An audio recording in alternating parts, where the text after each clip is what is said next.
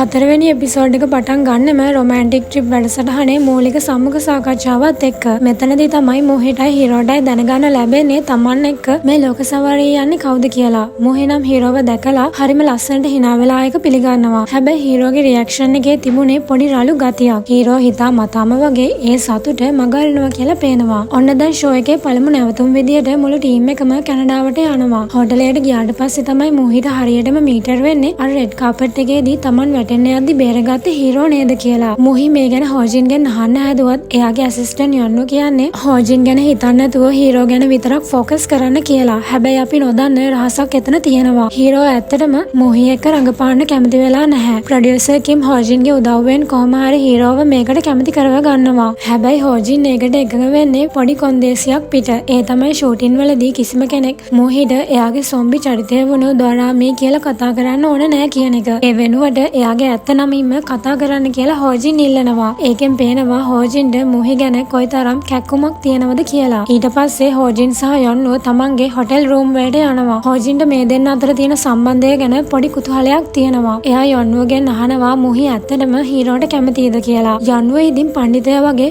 ඔව් මොහි හීරෝට ගොඩක් කැමතියි කියලා හෝජින්ට කියනවා. පස්සේ යොන්නුව මේ කතාව මොහිට කිව්වම මොහිට ඕන වෙනවා හෝජින්ට මේ ගැන පැහැදිලි කරන්න. එයා යොන්නුව බිල්ලට දීලා ඒ කියන්නේ යොන්නුවට යමක් දෙන්න තියෙනවා කියලා වගේ බොරුවක් කියලා හෝජින්ගේ කාමරයට කොහොම හරි යනවා. හෝජින් මේක ලේසියෙන්ම අල්ල ගන්නවා. හෝජින් මොහිට විහිළු කරනවා ඔයාට මාව බලන්න එන්න උනා නම් මොකටද මේ යොන්නුව පාවිච්චි කරන්න කියලා. අන්න ඒ වෙලාවේ තමයි මේ දෙන්නා හෝටලෙන් එළියට ගිහින් අර ලස්සනට රෑ කැනඩාවේ පාරවල් දිගේ ඇවිදගෙන යන්නේ. එතනදී හෝජින් කියනවා ලබන සතියේ යාගේ සහෝදරයාගේ වෙඩින් එක කියලා. ඒකට මුකුත් නොකියා එතනදී මොහි කියන්නේ එයාට තාමත් අර භූත රූපය පේනවා කියලා. එතකොට හෝජින් මොහිට ලස්සන කතාවක් කියනවා. මොහි ඔය දොරාමි කියන්නේ ඔයාගේ හිතේ තියෙන බය සහ අනාරක්ෂිත බවට ඔයාම දීපු පෙනුමක් විතරයි. ඒ කියන නරක වචන ඔයාගේම සිතුවිලි කියලා. මොහිට ඒක විස්තර කරන්න අමාරුයි. මොකද එයා කියන්නේ වචන හෝජින්ට කියනවා කියන්නේ තමන්ගේ පෞද්ගලික දිනපොතක් කියවනවා වගේ ලැජ්ජ හිතෙන වැඩක් කියලා. හැබැයි පුදුම කියන්නේ මොහිට විතරක් නෙමෙයි. හීරෝටත් මේ දොරාමිව හීනෙන් පේන්න ගන්නවා. හීරෝ එක දවසක් දොරාමි ගැන දකින භයානක හීනයකින් ගැසිලා හැරෙනවා. හීරෝ ඇත්තටම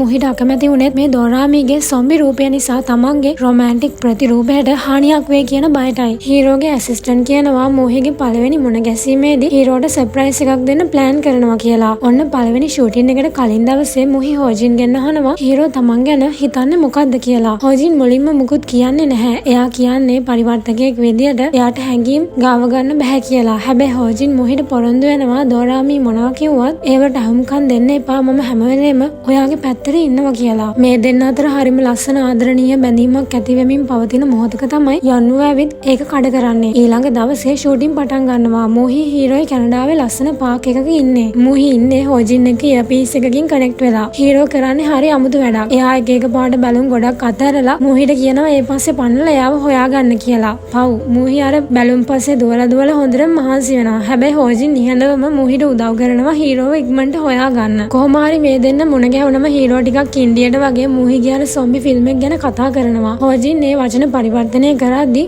මොහිගේ හිතරි දෙයි කියලා හිතලා ඒ සර වචන පොඩ්ඩක් ෆිල්ටර් කරලායි කියන්නේ. මොහි හරිම ආදරෙන් මේපල් කොළ වලින් හදපු හાર્ට් එකක් හීරෝට දෙනවා. හැබැයි හීරෝ එක අරන් හරිම හීන් හඬින් කියනවා මේක නම් මෙලෝ රහක් නැහැ කියලා. හෝජින්ට ඒක ඇහිලා මාර විදියට අප්සෙට් යනවා. ඔය අතරේ හදිසියෙම හීරෝගේ හැට කුණු රොඩක් ගිහිල්ලා එයාගේ කන්ටැක්ට් ලෙන්ස් එකක් ගැලවිලා යනවා. හීරෝ එක ලොකු ප්‍රශ්නයක් කරගෙන ෂූටින් එක නවත්තනවා. හෝජින් නිකම් ඉන්නේ නැහැ. එයා හීරෝගේ මැනේජර්ගෙන් දැනගන්නවා හීරෝ අයිස් හොකි මැච් වලට මාර විදියට පිස්සු වටනු කෙනෙක් කියලා. හෝජින් එයා ළඟ තිබුණු කොරියන් ස්නැක්ස් වගේක් දීලා යාළුවෙක්ගේ මාර්ගෙන් අමාරුවෙන් අයිස් හොකි ටිකට් දෙකක් හොයා ගන්නවා. හීරෝ එතන කිසිම ප්‍රශ්නයක් නැතුව ෆොටෝ ගහමින් ඉන්නවා දැක්කම මොහිට තේරෙනවා එයා ලෙන්ස් එක ගැන බොරු කළේ කියලා. අන්න ඒ වෙලාවේ දොරාමි ආයෙත් මතුවෙලා මොහිව පොළඹනවා හීරෝට ගලකින් ගහන්න කියලා. මොහි ඒක කරන්න ගිහින් අන්තිම මොහොතේ තමන්ව පාලනය කරගන්නවා. හීරෝ මොහිව දැකලා කිසිම ගාණක් නැතුව එතනින් මගහැරලා යනවා. ඔය වෙලාවේ හෝජින් එතෙන්ට දුවගෙන එනවා. මොහි හරිම කලකිරීමෙන් හෝජින්ගෙන් අහනවා ඇයි හීරෝ මටම මෙහෙම කරන්න කියලා. හෝජින්ට තවදුරටත් මේක හංගගෙන ඉන්න බැරි වෙනවා. එයා මොහිට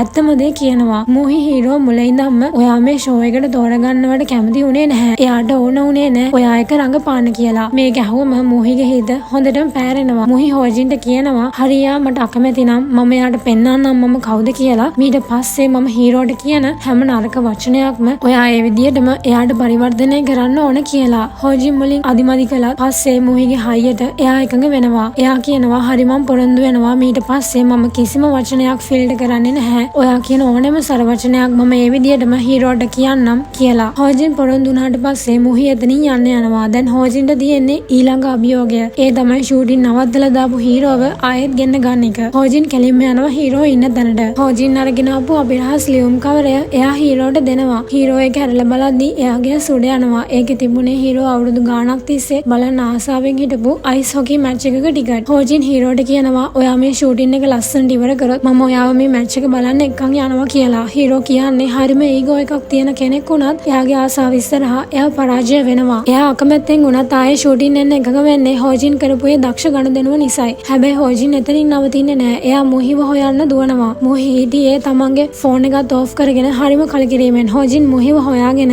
දෙන්න ආයෙත් කාර් එකේ ෂූටින් තියෙන තැනට එනවා. අන්නේ වෙලාවේ තමයි හෝජින් මුහිට කියන්නේ සමා වෙන්න මුහි. මම ඊට කලින් හීරෝ කියපු දේවල් ඔයාලට කියද්දී මගේ පෞද්ගලික හැඟීම් දාලා ඒක ලස්සන කරන්න හැදුවා. ඒත් ඊට පස්සේ මම එහෙම කරන්නේ නැහැ. මම නිකම්ම කතා කරන මැෂින් එකක් විදියට විතරක් වැඩ කරන්නම් කියලා. ඔන්න ඔය පොරොන්දුවත් එක්ක තමයි මුහි ආයෙත් කැමරාව ඉස්සරහට එන්නේ. එයාට ඕන වුණා තමන්ව ප්‍රතික්ෂේප කරපු හීරෝට තමන්ගේ දක්ෂතාවයෙන්ම රිද්දන්න. අන්න ඒ නිසා යා හීරෝට ගහන්න වගේ ගිහින් අන්තිම මොහොතේ අර හાર્ට් එකක් පෙන්වන්නේ. ඒක ඇත්තටම මුහි කරපු රංගනයක්. හැබැයි රංගනය කොච්චර සාර්ථක වුණාද කියනවා නම් හීරෝට ඒක රංගනයක් කියලා අමතක වෙලා එයාගේ හදවත ඇත්තටම ගැහෙන්න ගත්තා. ෂූටින් එක සාර්ථකව ඉවර වුණාට පස්සේ මුහි හරිම සතුටින් හෝජින්ව හොයාගෙන දුවගෙන එනවා. මුහිට ඕන උනේ එයාට හાર્ට් එක කරපු විදිය හෝජින්ට කියලා සතුට බෙදා ගන්න. හැබැයි මුහි එකපාරටම නතර වෙනවා. එයා දකිනවා හෝජින් තවත් කාන්තාවක් එක්ක හරිම පෞද්ගලික විදියට කතා කර ඉන්නවා. හෝජින්ගේ මූණේ තිබුණේ මාර්ම කලබල පාටක්. ඒ වෙන කවුරුත් නෙමෙයි හෝජින්ගේ පරණ පෙම්වතිය වුණු ජීසොන්. ජීසොන් මේ වෙලාවට කැනඩාවට ආවේ. හෝජින් එයාව දකිද්දී මාර විදියට කම්පණය වෙනවා. මුහි දුරින් ඉඳන් මේ දර්ශනය බලාගෙන ඉන්නේ හරිම අමුතු හැඟීමකින්. එයාට තේරෙනවා මේ දෙන්න අතර තියෙන්නේ සාමාන්‍ය සම්බන්ධයක් නෙමෙයි කියලා. මුහිගේ සතුට